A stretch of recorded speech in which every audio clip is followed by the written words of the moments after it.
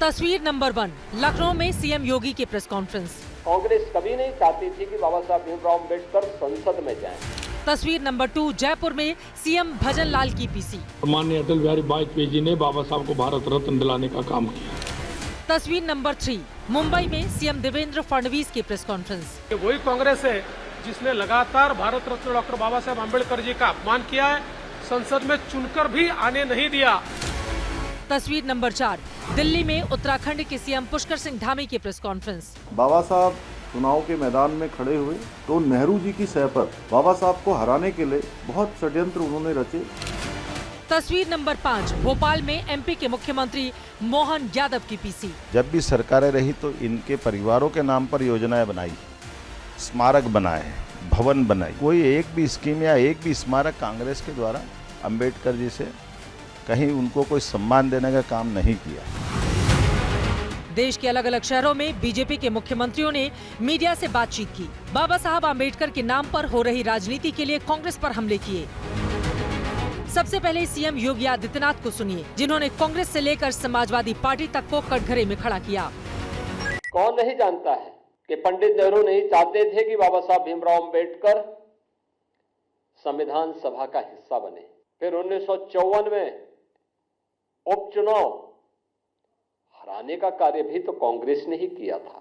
कमोवेश वही परिपाटी समाजवादी पार्टी ने भी अपनाई है। 2012 में जब सरकार बनी थी, मुख्यमंत्री ने कहा था कि सामाजिक न्याय से जुड़े हुए जो स्मारक हैं लखनऊ में बने हुए सबको तोड़वा देंगे। बाबा साहब आम्बेडकर के लिए बीजेपी ने जो कुछ किया उसकी याद दिलाई महाराष्ट्र के सीएम देवेंद्र फडणवीस ने। जहां उनका महान परिनिर्वाण हुआ वहां पर उनका स्मारक बने, इसके लिए 20 साल आंदोलन करना पड़ा, लेकिन 1 इंच भी जमीन कांग्रेस सरकार ने नहीं दी। लेकिन मोदी जी की सरकार आने के बाद मात्र 3 दिन में 2000 करोड़ रुपए की जगह भारत रत्न डॉक्टर बाबा साहेब अम्बेडकर जी के स्मारक के लिए मोदी जी ने दी। चाहे वो महू हो, चाहे दीक्षा भूमि हो, चाहे अलीपुर रोड हो, डॉक्टर बाबा साहेब अम्बेडकर जी की स्मृतियां हैं, उनको संजोने का काम नरेंद्र मोदी जी ने किया है। बीजेपी ने जहां नेताओं की फौज प्रेस कॉन्फ्रेंस के लिए उतारी, वहीं कांग्रेस के कार्यकर्ता अलग अलग शहरों में सड़क पर उतर आए।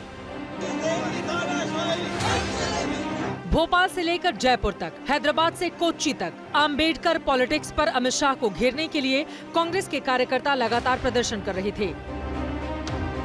दिल्ली में कांग्रेस ने प्रेस कॉन्फ्रेंस की और फिर अपनी मांग दोहराते हुए कह दिया, अमित शाह इस्तीफा दें। एक ही इसका हल है इस स्थिति का जो हम मांग कर रहे हैं। हमारे अध्यक्ष जी ने मांग की थी राज्यसभा के अंदर, फौरन गृह मंत्री को बर्खास्त करना चाहिए, इस्तीफा ले लेना चाहिए और गृह मंत्री को माफी मांगनी चाहिए। बाबा साहब आम्बेडकर के नाम पर राजनीति करने वाली बीएसपी भी आज सड़क पर उतरी। कांग्रेस के सुर में सुर मिलाया, लखनऊ से लेकर आगरा तक प्रदर्शन किया।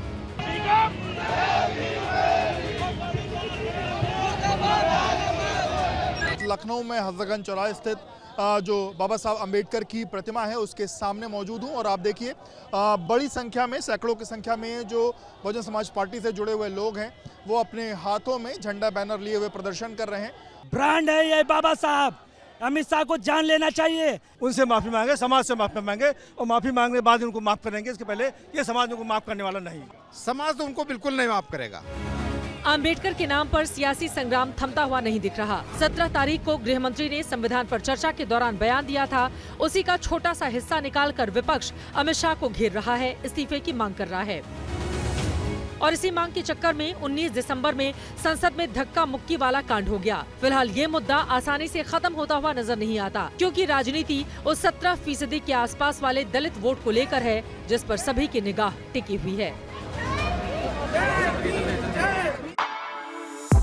For exclusive and insightful videos, subscribe to our new channel ABP Live Premium.